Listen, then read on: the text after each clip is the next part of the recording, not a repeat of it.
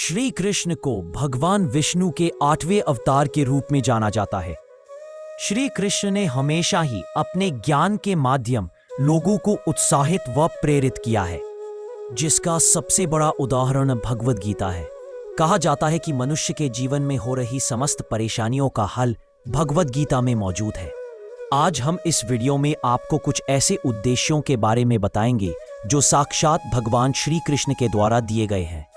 श्री कृष्ण कहते हैं कि मनुष्य को अपने मन को बार बार यही समझाना चाहिए कि ईश्वर के अलावा उसका इस दुनिया में और कोई नहीं है।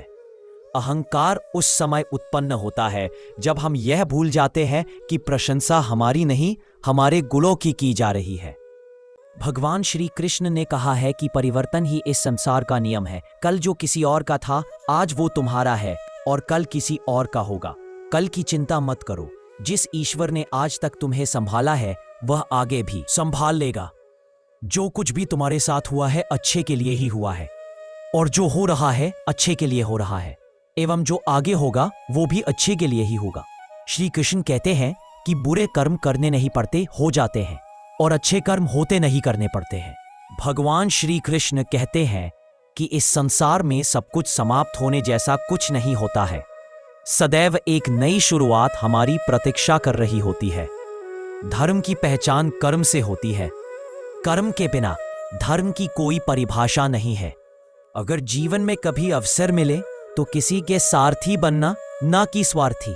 भगवान श्री कृष्ण कहते हैं कि आत्मा सदैव अमर है, इसलिए मरने की चिंता कभी मत करो।